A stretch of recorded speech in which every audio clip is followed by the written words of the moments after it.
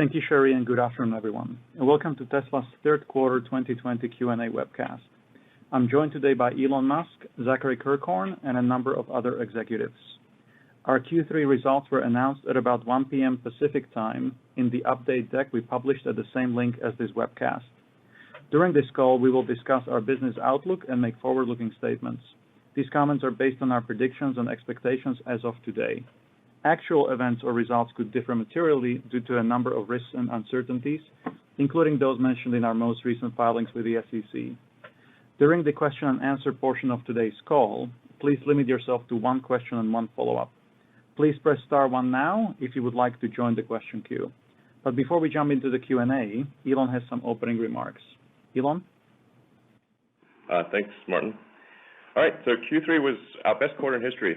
We achieved the record production and deliveries, record revenue, record net income, both GAAP and non-GAAP, and record free cash flow of $1.4 billion. This is really due to the amazing execution by the Tesla team. I could not be more proud to work with such a great group of people. Just really kick-ass performance throughout the world. Of course, we had Battery Day, so we showed our plans for how we can expand in the future and improve core battery technology, core cell technology at the form factor level, chemistry level, and I think most significantly at the manufacturing technology level. Something a comment I've made in the past is that I think Tesla's long-term competitive strength will be primarily manufacturing.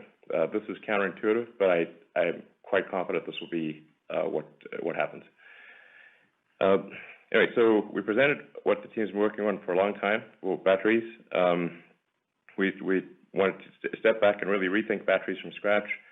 First principle thinking, just look at the fundamental physics and say what, rather than compare to other products in the market, just say from a physics standpoint, if what's the limit of physics? What's the platonic ideal of a perfect cell, and how close can we get there? That was our aspiration, and I think we've got a pretty good approach to it, which will only get better over time. And we went through all of the engineering solutions for every important part of battery design and production, and we'll continue to iterate on that and just recursively improve the core cell and battery technology. The result we think in a few years will be batteries that cost half as much and where the capital expenditures required are a third or less of what they are today. And we expect Giga Berlin will see our first battery cell production line at scale. Regarding the full self-driving beta release, the Autopilot team, again, just a really all-star team. I spent a lot of time with the Autopilot team, and there's just a lot of really talented people on that team who've worked incredibly hard to get the beta release out.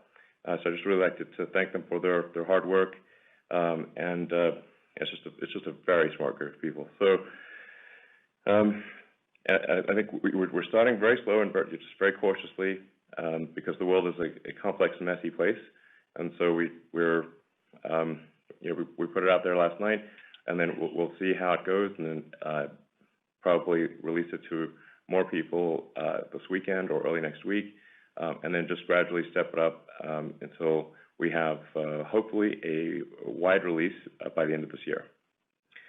And of course, as the system collects more data and it becomes more robust. It's sort of like, how does Google as a search engine get better? It's because everyone is programming it by asking it questions all the time and clicking on particular links. So it's got this great feedback loop, and that makes it an extremely effective search engine. It's the same thing for autonomy. Having on the order of 1 million cars that are providing feedback and specifically feedback on strange corner case situations that you just can't even come up with in simulation. This is the thing that is really valuable. It's not like the obvious stuff. Obvious stuff you can do in simulation. But weird corner cases, only reality can give you that. So but we're able to say, okay, we need to train the system on this corner case situation, and look for examples so we can then train against those examples and improve some very esoteric corner case. Also important to emphasize that this is a generalized neural net-based approach. There is no need for high-definition maps or a cell phone connection. So the system is designed such that even if you have no connectivity whatsoever, and you're in a place that you have never been to before, and no Tesla has ever been there, the car should still be able to drive, just like a person. That is the system that we are developing and aiming to release this year. Then in terms of capacity build out, we're making progress on 3 major factories. We're continuing to expand Shanghai significantly, which is going incredibly well. The Tesla China team is just, incredibly good. Super smart, work hard. It's like, I'm always amazed by how much progress the Tesla China team makes. It's beyond all reasonable expectations. And then we're under construction in Berlin and Austin. So also making good progress there. Yeah, it's great. It's overall going well. I should make the point that for Berlin and Austin, we do expect to start delivering cars from those factories next year, but because of the exponential nature of the spool up of a manufacturing plant, especially one with new technology, it will start off very slow at first, and then become the output will become very large. Just in general, manufacturing follows the S curve, and and I think sometimes people that haven't spent a lot of time manufacturing kind of think that once you have a factory, you can just sort of turn it on and it's at capacity. But it will typically take about 12 to 18 months to reach capacity, and that is a very fast period of time, especially for new technology. So, yeah, I'd say 12 to 24 months even. So generally what I see is the manufacturing capacity is underestimated in the beginning for quite some time. Then it's sometimes overestimated because this is an S-curve. It goes exponential to linear to logarithmic. It's actually an incredibly hard thing just bringing a production plant to volume technology. Because you can actually think of it like you've got, to first order approximation, 10,000 unique parts or processes, all of which operate on an S-curve, and with a bunch of uncertainty, and you can just slide 10,000 S-curves on an X-axis, and that's what bringing up a large automotive plant is like.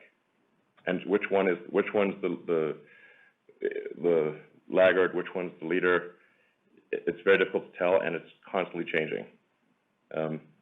So it's really one of the most difficult challenges I've ever seen. So let's see. In conclusion, thank you. All we've achieved would not be possible without the incredible hard work of tens of thousands of Tesla employees and all the people at our suppliers as well. I'd like to thank our suppliers. We continue to grow as fast as we can while focusing on cost control and improving quality. And ultimately, the best company will be that which makes great products at an affordable price, and that is our goal. I think I've never felt more optimistic about the future of Tesla than I do today. Also like to thank investors who have stuck with us through thick and thin. I think there's a lot more good stuff to come. All right, with that, we can move to questions. Thank you, Elon. I think our CFO, Zach Kirkhorn, has some opening remarks as well. Okay, sure. Sure. Yeah, thanks, Martin. Overall, our financial health continues to rapidly improve, with Q3 being another great quarter on nearly all dimensions, as Elon has mentioned. On net income, we achieved our 5th sequential quarter of profitability, our best net income, and nearly double-digit operating margins. 2 things that are important to note to set context for Q3 profitability. First, the regulatory credits business was stronger than our expectations, and we are tracking to more than double this year compared to last. Second, as a result in the rise of the market cap of the company, the second and third tranche of the CEO grant vested during the quarter. Additionally, we have begun expensing one more tranche, resulting in roughly $300 million of combined period expense. I think it's reasonable to view the quarter excluding both these items to get a true sense of the health of the core business. On automotive gross margin, excluding regulatory credits, it increased materially from 18.7% to 23.7%, with some of our programs achieving greater than 25% gross margin. Keep in mind that inefficiencies related to factory shutdowns affected our margins in Q2. We continue to reduce our manufacturing and operational costs. We are also seeing benefits from the ongoing upward trend of locally built and delivered cars, which has increased from under 50% at the beginning of last year to over 70% most recently, which is a core component of our cost reduction strategy. We are also seeing financial benefits from improved vehicle reliability across the fleet. Services and other margin improved yet again, driven by our used vehicle business and efficiencies in our service operations. In the energy business, we achieved record storage deployments, aided by the positive reception of the megapack and powerwall products as production and deployments grow. Additionally, our solar deployments doubled, and we're continuing to make progress on that front. On cash flows, our cash balance increased to $14.5 billion, which includes free cash flows of $1.4 billion, our highest yet. Our operating cash flows were $2.4 billion, including a $600 million benefit from working capital, as we've made progress on days of receivables and inventory, despite a reduction in days of payables. Note that the majority of our operating cash flows are driven by the strengthening of our core operations. Capital expenses grew to $1 billion, driven by Model Y investments in Shanghai, Berlin, and Austin. As for previous investments in Model 3 Shanghai and Model Y in Fremont, we are expecting these programs to have already fully paid for their respective investments by the end of this year. Looking forward to 2021 and 2022, we have revised up our expectations for capital spending by $2 to $2.5 billion, which we have ample liquidity and expected cash flows to fund. This is driven by an increase in in-source scope for certain factories, including battery cell manufacturing, as well as investments to enable greater capacity expansion in the future. While we expect the return on our investments to remain very strong, keep in mind that with additional scope and location-specific costs, the payback of these investments may be slightly longer than what we saw in Model 3 in Shanghai and Model Y in Fremont. Financing cash flows were $4.5 billion, as we reduced use of our working capital lines, offset by a $5 billion equity raise in September. Note that we're currently expecting over $1 billion in early convert paydowns in Q4, primarily associated with the 2021 conversions, but also our 2022 and 2024s.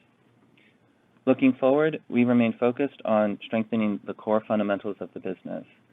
We are increasing production to meet demand, reducing costs, including localization, driving higher efficiency across the business, and tightening our cash conversion cycle. We've made tremendous progress on this front over the last year and a half. We're also aiming to achieve our original 2020 guidance of 500,000 deliveries, despite the operational interruptions earlier in the year. While this goal remains a genuine challenge, we believe it's possible with tight execution across the company. So congratulations again to the Tesla team for a great quarter and a great year. I'll hand it over to RJ Johnson, who joined Tesla earlier in the year and is leading our energy business, for a few comments. Thank you, Zach. First, I'd like to also thank and congratulate the team on a job well done. Q3 was a strong quarter for the energy business, and we're poised for continued strong growth in energy storage and solar. Megapack is going to be a large growth segment for the business, and deployments will continue to expand rapidly as the product reaches full capacity. We have more demand than supply through 2021, and we continue to ramp the product to match unprecedented demand across the globe through 2023 and beyond. Our order book is rapidly filling up through 2023 in the multiple gigawatt-hour scale. Large-scale solar plus storage is now more cost-effective than traditional fossil fuel generation in many locations across the globe. This trend will continue as we remove costs, which will further displace existing and new fossil fuel generation. This is true for standalone storage as well. Many customers are utilizing AutoBidder to maximize returns as we optimize our hardware and software with advanced real-time bidding strategies that continue to outperform the market where deployed. For Powerwall, we see continued strong demand for residential storage as customers seek increased reliability and backup home generation. We have a very large backlog of Powerwall orders, and we continue to invest to increase capacity to fulfill customer orders. We're just now capturing the full power of customer-sided solar plus storage, as customers in some jurisdictions are providing services back to the grid when they don't need to consume energy or have backup power. This has massive potential to reduce system costs and make the grid more efficient globally. In the United States, we lowered our residential solar retrofit price to $1.49 a watt after tax incentives, which is the lowest in the industry. We're able to do this by leveraging our online vehicle ordering infrastructure, which substantially reduces soft costs associated with sales and marketing. As a result, our fixed costs remain relatively flat as our volume and efficiency increase, leading to increased profitability in the retrofit business. We're using the same methodology across the entire energy business, including service, to capitalize on the technology backbone of the company. Solar Roof is especially exciting as we've gained significant experience over the last year in the installation process, which is a key enabler to scale the business. We've recently demonstrated our ability to complete Solar Roof installation in just one day. Please note, this still requires 1 to 2 days to remove the existing roof and prepare it for the Solar Roof installation. Clearly, there will be a range of installation times based on size, complexity, weather, and other factors. Overall, our reduced installation time provides a better customer experience and will enable the business to grow exponentially as scale effects allow for increased efficiency. In closing, we believe the energy segment is poised for a strong growth as we continue to focus on increasing scale while reducing cost to maximize profitability. I want to thank the team again for their hard work, and I look forward to another strong quarter ahead of us. Thank you very much, everyone. And let's begin with questions from set.com. The first question from retail shareholders is Tesla planning to start 4680 cell production at Giga Berlin at the same time as vehicle production? Can Tesla share more information on what products will use the battery cells from the pilot line in Fremont? Yeah. Drew, do you want to take that? Sure. Yeah, we will incorporate 4680 design solutions into many applications in time across both energy and vehicle. And we can use our pilot production facility in Fremont to support the new factory in Berlin as it ramps. Thank you very much. Let's go to the next question, which is question number 2 from retail shareholders. Does Tesla's tabless cell design allow for significantly higher peak charging rates? Does it improve the required taper curve? Yeah. The fundamental limitation on charge rate in lithium-ion batteries is avoiding lithium plating on the anode. And while the tabless architecture helps avoid overheating because it's a more power-dense architecture at high continuous charge rates, it doesn't change the anode plating story. Electrode design and anode material choice more directly determines the maximum charge rate and how to avoid that lithium plating problem. Okay, thank you very much. The third question from retail is, would FSD be able to be transferred to our next vehicle or pay a transfer fee? It would add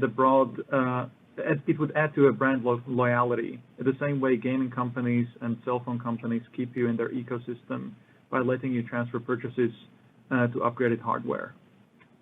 Yeah, I think we'll give it some thought. Okay. The fourth question is, what are the remaining constraints to be solved for Solar Roof installations to ramp significantly?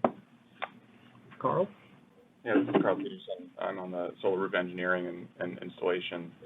The biggest constraint right now on Solar Roof ramp is getting enough installers on board and trained and experienced.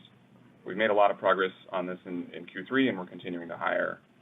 The next opportunity is improving the material flow on the job site. We've talked about this a lot in the factory as well, that setting up the right packaging, kitting, so that every installer on the roof has the parts they need at their fingertips. Also, we've had great response from third-party roofing contractors as they're ramping up installations for Solar Roof on their customer homes, which is a big source of future growth. Thank you, Carl. Yeah. Now, I mean, here's a way to think about a product, in my opinion. You have to say, I think, what do you want the world to look like? when you look around the neighborhood, in the future, decade from now, what do you want? What products are going to make your life better? What future do you want? And I think a future where we've got beautiful roofs with generating energy that are tougher and resilient and better in every way than a regular roof, and alive with energy. That's the future we want. The solar roof is a killer product. This will become obvious next year. Thank you. And the last question from retail shareholders is, you recently referred to Tesla as a conglomerate of startups. Other than manufacturing electric cars, what do you suppose will be the most valuable business units within Tesla over the next 5 to 7 years? Could you envision any of them ever spinning out from Tesla? Well, yeah, I was thinking about this today. Tesla's there's probably in excess of a dozen startups effectively in Tesla. Every major product line is a startup. Every big new plant is a startup. And sometimes, frankly, we have to learn the lesson a few times before it sinks in. Even things like service and sales are startups. Other car companies, OEMs, they don't own their sales and service. So we have to create our service network. We have to create our sales and delivery network. We have to do this in, 40 countries, multiple languages. Something that people don't really even know much about is our internal applications team that writes the core technology that runs the company. We are not dependent on enterprise software. Like, for those who understand what this means, this is a very big deal. And my hat is off to the great work of the internal applications team. They write the nervous system, the operating system of the company, the Tesla operating system. Extremely fundamental. Obviously, insurance is substantial. So insurance could very well be, 30-40% of the value of the car business, frankly. And as we've talked about before, with a much better feedback loop, instead of it being statistical, it can be specific. Now, obviously, somebody does not have to choose our insurance, but I think a lot of people will. It's going to cost less and be better, so why wouldn't you? And the whole autonomy thing is a startup. The designing our own computer chips was a startup. Obviously, cells are a startup. Designing and making our own power electronics for the drive units, manufacturing our own motors, chargers. The supercharger network is a startup. The thing I think that people just don't really understand about Tesla is that it's a whole chain of startups. And they're like, well, you didn't do that before. Yeah, but we're doing it now. And I think so far we've maybe been a bit slow with some of the startups, but I don't think we've had any of them fail. So far so good. No plans to spin anything out. That just sounds like added complexity. Thank you very much. Let's go to institutional investor questions. The question number one is, as a bridge to the ride-hailing network, could you leverage the insurance product to give customers the ability to rent out their vehicles via the app, thereby enabling the car to make money for them? So basically, proprietary version of Turo.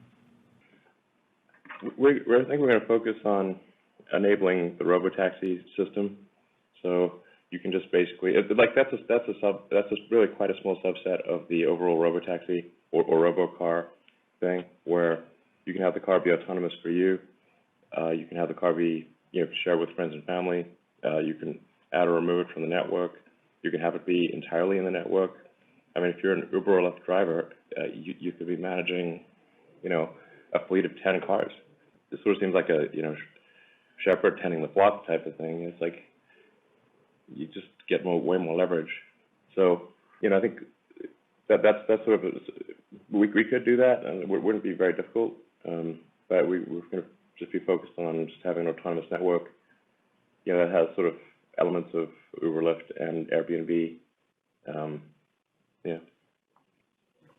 Thank you. And the second question from institutionals is, residential energy use accounts for roughly the same magnitude of carbon emissions as road transport. today's boilers and aircon units are profoundly unsexy. Could you elaborate on hints that HVAC advances with the Y could also find use in a domestic system? Yeah. Go ahead, Drew. I was just going to say, I mean, I think one of the things we focused on with the Model Y and now Model 3 heat pump system was learning how to build a tightly integrated system capable of moving heat to and from anywhere, really, powertrain, battery, cabin, the environment, in outside ambient temperatures all the way down to like negative 20 C, so 30 C. And that's definitely applicable to the home's needs of heating and cooling the home and the water in your house. So certainly applicable. Elon? Yeah, absolutely. I think like the heat, for the heat pump in the car, being able to use the battery as both a thermal and an electric energy reservoir is very significant. Same thing could be applied to a home with the water heater, and the battery pack itself, of course. So, like, I think there's potential for an integrated home system that kind of does power generation, storage, heating, cooling, air filtration, water purification in a really tight package. We don't actually have like a prototype or anything, but I think conceptually that is something that would be probably good to have. Thank you. The third question from institutionals is, if meeting your long-term volume targets requires price reductions that preclude you from achieving your low double-digit stated margin targets for the autos business, will you still reduce prices accordingly? Well, we want to make our cars more affordable, and it's always important to separate out affordability from value for money. If the car is too expensive or any given product is too expensive, and people don't have enough money in their bank account, they simply can't buy it, no matter what the value proposition is. So it is important to lower the prices in order to such that people can literally just have enough money to buy it. I do not think we lack for desire for our products, but we do lack for affordability. And so we have to improve the affordability of our products so they are not out of reach of people. We want to bring them more in reach over time, but also improve our cost of production. Obviously, we get hopefully a little bit better every year, or sometimes a lot better. And in terms of margins, all of these margins are going to look pretty comically small when you factor in autonomy. Yeah, two things I'll add to that.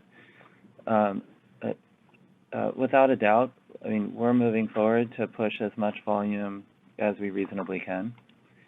So Elon talked to earlier kind of how the S-curve and the timeline of incremental factories looks like, and so we're moving full speed ahead with as much volume as we can reasonably move forward with. The second comment I'd make is if you just look at the journey of the company over the last year and a half, we have grown volumes and grown gross margins despite a number of price reductions over that period of time, and we've kept OPEX fairly stable during that period of time as well.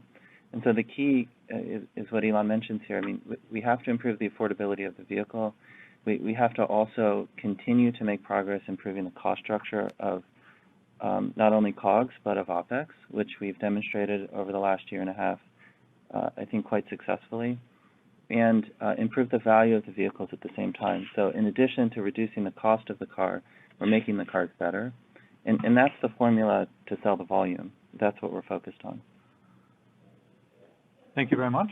The fourth question from institutionals is, at what point do you expect to have enough internal or external battery capacity to start ramping up stationary storage deployments again? Yeah, we're ramping up stationary storage a lot, approximately doubling. We expect it to approximately double next year. So that's pretty good. And hopefully we can accelerate that in years to come. And approximately doubling it this year too, so the growth. Yeah. I mean, if you just keep doubling things, pretty soon you hit the mass of the universe, and we'll need to start, turning Jupiter into cells. And the last question from institutionals is, manufacturing is hard, delays happen. What contingencies do you have in place to ensure that bottlenecks that you might encounter while ramping internal cell production will not preclude you from your ability to hit your Model Y production volume targets in Berlin and Texas? Yeah, so I think we've tried to de-risk 2021 so that there's almost no dependency on our internal cell production. It's very, very small. The internal cell production will help us ramp in 22, but we're not dependent on it for 21. And to de-risk the manufacturing system itself, that was one of the reasons why we located our pilot production facility here in Fremont, so we can rapidly iterate on manufacturing scale-up challenges, provide rapid feedback to the design of both the product and the equipment. Yeah, and our pilot line is pretty big as pilot lines go. It will be in the top 10 cell factories on Earth, I believe. Yeah, that is true. Our subscale one, yeah, so. Thank you very much. And now we can go to questions from analysts online. Cherie?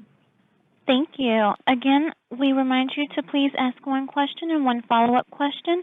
Our first question will come from Rod Lache with Wolfe Research. Please go ahead.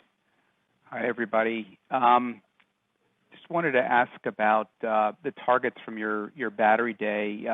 Looked like you could be approaching something like 20 million vehicles by 2030 if you hit those goals. Could you maybe share with us a little bit more of a midterm target, like where would you be by 2025, and maybe give us a little bit more insight into the investment required to get there, just to put that extra $2 to $2.5 billion per year into context. Yeah, I mean, I think the tricky thing with trying to predict things midway through an exponential is that if things are doubling every year or even just growing 50%, then if you shift one, plus minus 1 year, it has a huge effect on the number. So then it sounds like, wow, you either massively exceeded or massively undershot. But it's actually what's going on is a giant S-curve. So a whole bunch of pretty big S-curves that integrate into a gigantic S-curve. So that's why it's difficult to predict the middle. And I'm not saying for sure we'd hit 20 million vehicles, but it does seem like a good goal to have, because that would mean that we're replacing 1% of the global fleet per year. And it's difficult to say that are we really changing the world if we're not switching out 1% of the global fossil fuel vehicles? I mean, I'm not sure that we can make that argument unless we change at least 1% of the vehicles per year. So that's where the 20 million vehicles per year comes from. It's like 1% of 2 billion vehicles, which is the global fleet currently. The global fleet is growing, so probably be a bit bigger in the future.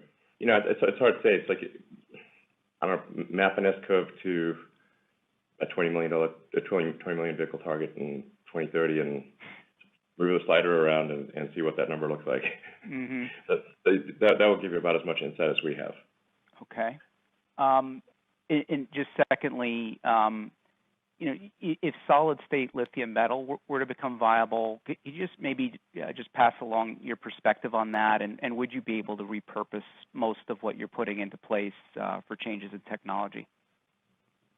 Yeah, I mean, answering the first part, the cell production system is fairly agnostic on anode, cathode, electrolyte, separate, that kind of thing. We could change, and we will change and upgrade all aspects of the cell. And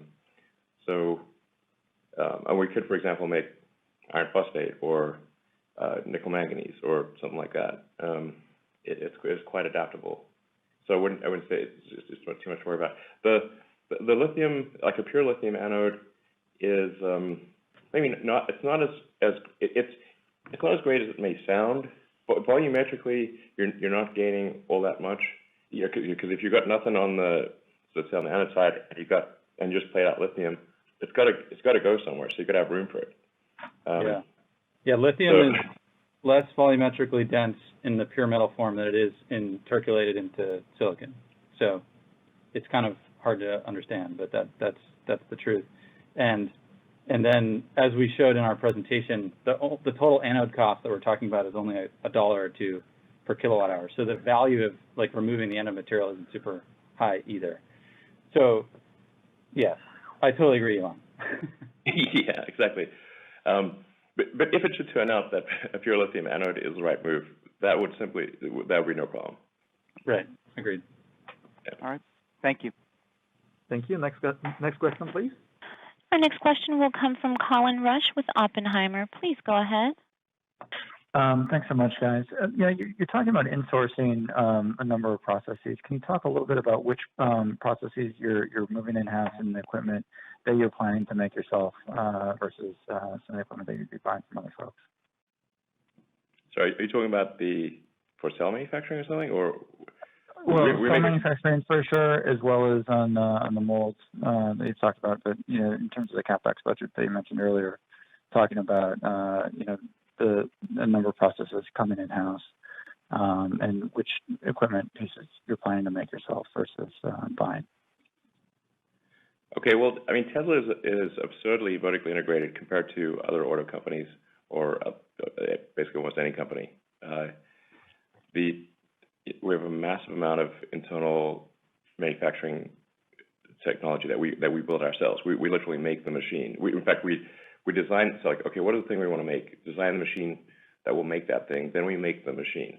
This makes it quite difficult to copy Tesla, which we're not actually that opposed to people copying us, but it's quite difficult because you can't do catalog engineering. You can't just, I'll pick up the supplier catalog, I'll get one of this machine, one of that machine, bingo, now I'm Tesla. You have to, there is no catalog. So we made the machine that made the machine that made the machine. We don't want to get carried away here, but, and quite frankly, we would like to outsource less. That would be great.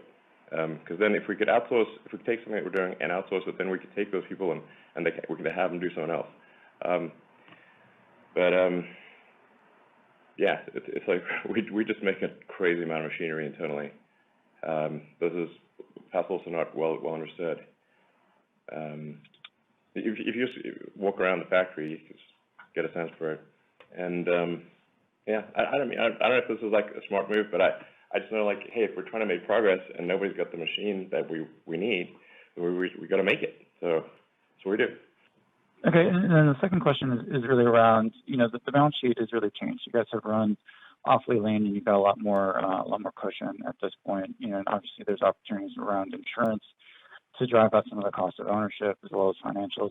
How are you guys thinking about that as you move into trying to accelerate demand a little bit and your ability to leverage your access to capital to enable some of those other products? Is that changing from where you've been in the past? Yeah, I mean, something like insurance is a good example of a product that's basically made by our internal applications team. So we made the insurance product and connect it to the car, look at the data, calculate the risk.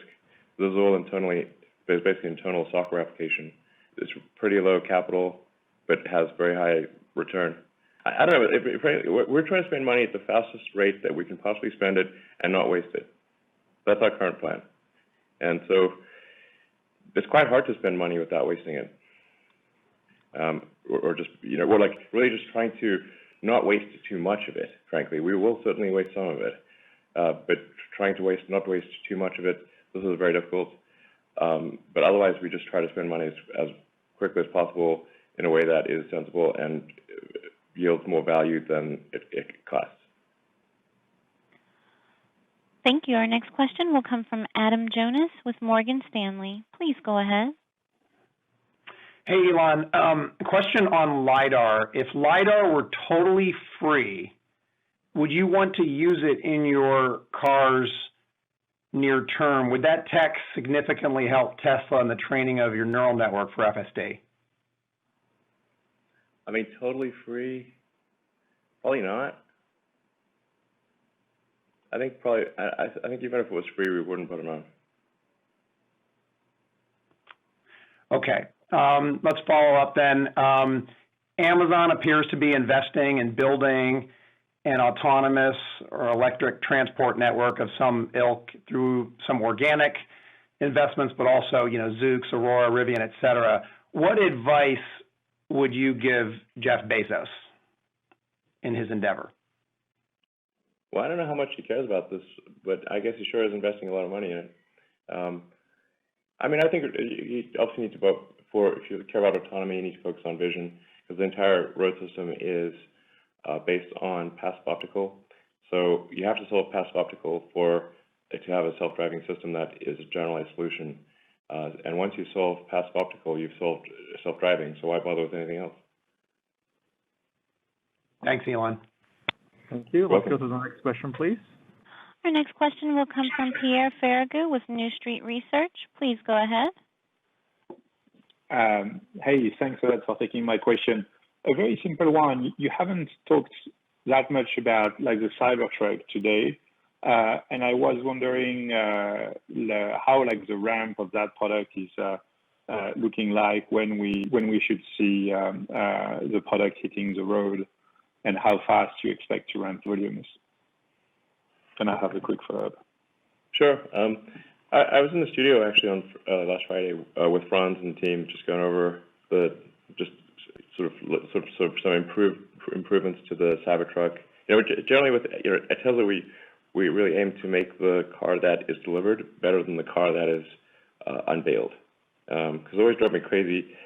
You know, car companies would unveil these awesome-looking cars, and you're like, great, can't wait till I make that. And then the car they actually make is like much worse, and that is just, it's like really disappointing. So, man, we always want to make the car that we deliver be better than the car we unveil, and that's the goal with the Cybertruck. So there's like a lot of small improvements compared to what was unveiled. I think it's going to be better than what we showed.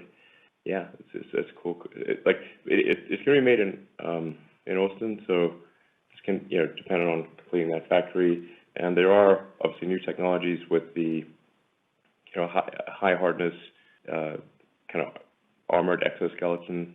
This is never been done before, so there'll probably be some challenges along the way.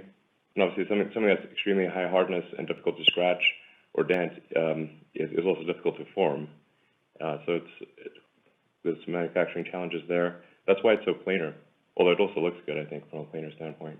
Yeah, man, if all goes well, we will be able to do some Cybertruck deliveries towards the end of next year. Yeah, so it's difficult to predict. I would say there's probably a lot of deliveries in 22 and some deliveries towards the end of next year if things go well. Okay. And now I'm trying to get a sense of how next year is going to look like. So if I look at your production capacity at the end of this year, it's going to be almost 850,000 units on an annualized basis. And you're going to increase capacity in Shanghai, open Berlin. You say today you would open Austin as well. So you're probably going to end the year above 1 million units. And so am I right thinking next year we should expect you to deliver like somewhere like between 840,000 and 1 million cars during the year? Yeah, go ahead. Yeah, we'll provide guidance on 2021 after next earnings call. I mean, it's in that vicinity. You're not far off. Thank you. Thank you.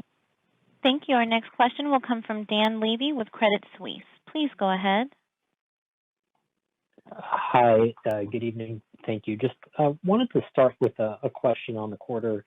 Zach, maybe you could give us a sense of where directionally Model Y and China Model 3 gross margin was in the quarter relative to Fremont Model 3. And then just a little more color on the gross margin in the quarter. Was this just purely a function of higher volume, or was there also FSD revenues? Just puts and takes on the gross margin in the quarter. Sure. On your question about FSD, there was a small amount of deferred revenue released. It's not particularly material, in the $10 million range for the quarter. With respect to product margins, what we're seeing across the board is just continued reduction in cost, really across every product. Shanghai continues to make good progress there. Model Y cost is also coming down quite quickly as we ramp that. But we've guided in the past that Model Y cost should be roughly equivalent to the Model 3 built-in Fremont cost. It's not quite there, and it's also a bit of a moving target. As Model 3 Fremont cost comes down, Model Y also has to come down with that. But we're generally seeing, strength in Shanghai margins, strength in Model Y margins, and not too far off of it, we're seeing strength in Model 3 Fremont and S and X margins. So overall for the quarter, I think it was quite a good story for the products. Great, thanks. And then just as a follow-up, wanted to ask about your strategy in Europe. And I think your strategy generally has been, you cut costs, so that allows you to cut price and you can generate the extra volume. And I think that's, what we're seeing in China and, the use of LFP, that's a good example. So once you ramp in Berlin, what's a reasonable expectation of what pricing might look like in Europe? And, how flexible are you going to be on pricing, to generate incremental red credits? So, margins out of the gate that are a little low, but, that are then used for the red credits that, help to offset that. Yeah, but what I think I would say generally to the question is, we've been in a position for some time now where we are prioritizing where in the world we send our production. And, there's different factors to that depending upon when different product changes are made, what the logistics routing looks like, different things going on in different markets. But we are in a position where we need to prioritize. What we're trying to do as fast as we possibly can is get production up higher so that we're not in a position of needing to prioritize again. I think that gets at the sentiment of your question. Okay, let's go to the next question, please. Our next question will come from Gene Munster with Loop Ventures. Please go ahead. Good evening. Question on the semi. If you could just walk us through the development of mega chargers, platooning, and maybe just how you think about autonomy for Tesla Semi and how you envision it impacting the broader trucking industry beyond just EV. Well, actually, Jerome, do you want to ask that? Yeah, we continue the development of the Semi, and in particular, mega chargers. We realized that the 350 kilowatt or so that we might be looking for cars is not going to be enough for Semi, so we're looking for something much more powerful than that that can achieve essentially charging as fast the Semi as you during a break. During your driving time, so that you can drive until the next break. So there is no usable or efficient time wasted for charging the Semi. That's the goal. We're working with other parties to make sure that there is a standard infrastructure that will be able to be deployed for all customers. That's probably all I can say at this point. Yeah, we're not working on. Sorry, go ahead. We're not working in isolation. We're trying to. We have to invent it because it doesn't exist, But we're trying to invent something that could be helpful for everybody. Yeah, just a note on the sort of Semi. The Semi does consume a lot of cells, so it's quote 4 to 6 times more than a passenger vehicle. Maybe quote 5, 5-ish times.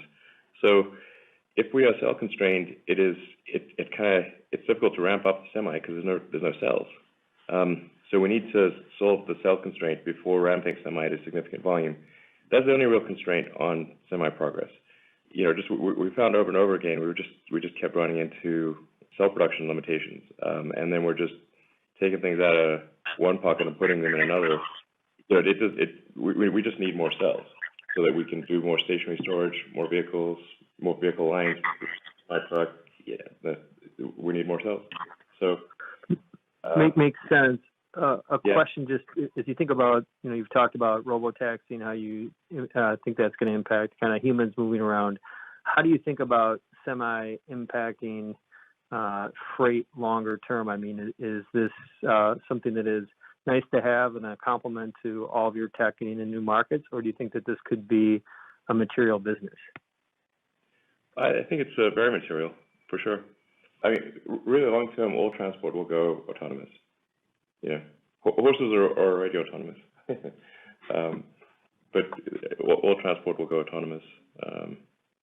Yeah, so including semis. So it'll be pretty significant. And the technology that we're putting in semi is identical to what we're putting in the other vehicles. Yeah, it's just bigger and more motors. Our next question will come from Ben Kallo with Baird. Please go ahead. Hey, thanks for taking my question. Hey, Elon, what do you think the biggest structural issue is with the, let's call it old school OEMs, or one or two of the structural issues for them not getting their act together and catching up with you? And then you mentioned what we want the world to look like ahead of us. What do you envision that? Is like just Tesla or Tesla and Rivian or what? Thanks. Well, I do think there will be other car companies. I don't think we're going to be the only one. So, I mean, the thing is that like what other car companies do, even in the auto segment, is quite a small subset of what Tesla does. So, Tesla, we design and build. We're very vertically integrated. So we're designing and building so much more of the car than other OEMs, who will largely go to the traditional supply base and like I call it catalog engineering. So it's not very adventurous, and basically it ends up like all the products end up looking the same because they're going to the same suppliers. So I mean, to the degree that you inherit the legacy components, you inherit the legacy limitations and cost structure, and so you kind of need to make new ingredients, new parts, and then there's no machine to make those parts, so you have to make the machine that makes the parts. So Tesla's like, we might be an order of magnitude more vertically integrated than other car companies, and which we're not now, we certainly will be. And then we also have to create, like I said, our sales and service and distribution system in, I don't know, something on the order of 40 countries. At some point it'll be over 100 countries, whereas the other car companies do not own their sales and service and distribution.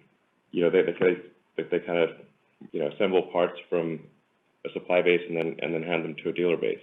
So it's just like, it's not just it's like comparing Tesla to a car company, like just comparing just really one facet or dimension of Tesla. We're like maybe 10% in common with other car companies. Thank you. Let's go to the last question, please. And our final question today will come from Philippe Houchois with Jefferies. Please go ahead. Yes, thank you for taking my questions. I've got two. The first one for me is try to understand your business model for stationary storage. Have your thoughts on it? I mean, there are two broad directions for me. One is selling hardware, which is a bit of a cost-plus business.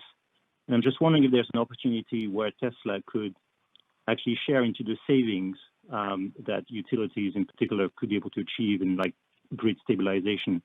The information I was able to get on your business in Australia a few years ago suggests that, given the savings that are achieved, your hardware could have been sold at a higher price. I'm just wondering if you have, can share views on where the business model is going. Yeah, I think you're probably right about that.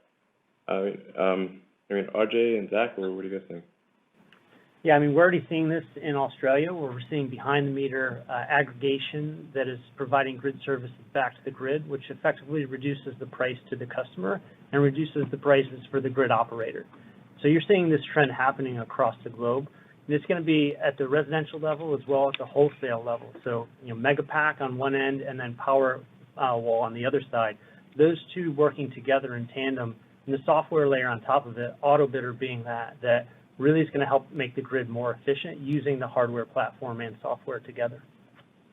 And just a point of clarification, like that, the large battery power plant in Australia, like we continue to operate that power plant and generate revenue in the market. So whether we could have sold it for more or less, like we're continuing to make money off of that power plant. Right. Okay, thank you. And the follow-up question I had was, during the battery day, you talked about this cell vehicle integration approach, which is very interesting. And when I think about it, it looks like this means that the skateboard design that Tesla pioneered and many of your followers are using is going to become obsolete or am I not thinking about it the right way?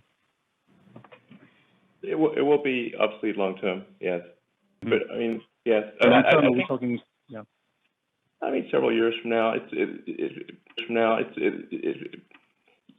like existing cars stop having value. It's just that that if you have a structural pack where the pack is contributing structural value to the car because of the composite honeycomb effect of shear transfer between an upper and lower plate, then anything that doesn't do that is going to have to have duplicate hardware. It's going to weigh more, it's going to cost more, and then the same goes for the front and rear castings.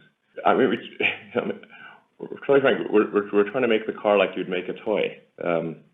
If you had a toy model car, and then it's got to be real cheap and look great. How would you make that? You would cast it. That's how it's done. It would be absurd to make it up of tiny little pieces of stamped metal joined in complex ways. It's sort of a natural thing to do. And then the same goes for using the energy storage, the battery as a structure, which is done for aircraft wings and for rockets. The early rockets and aircraft, they had a separate aeroshell from the propellant tanks or fuel tanks, and then they realized that doesn't make sense, and you got to integrate. You got to have your fuel tank in wing shape, or you got to have your propellant tanks in the shape of the body of the rocket, for example. You don't want to put a box on a box, basically. Which over many years made it basically uncompetitive to have an aircraft that has separate fuel tanks from the wing. The wings need to be fuel tanks. But I wouldn't think of this as it's an overnight transition. It's several years. But then, like I said, over time, it won't be competitive to have a different architecture, in my opinion. Thank you very much. Unfortunately, this is all the time we have for the Q&A today. Appreciate all your great questions, and we'll speak to you again in about 3 months. Thank you. Goodbye. All right, thank you. Ladies and gentlemen, this concludes today's conference call. Thank you for your participation. You may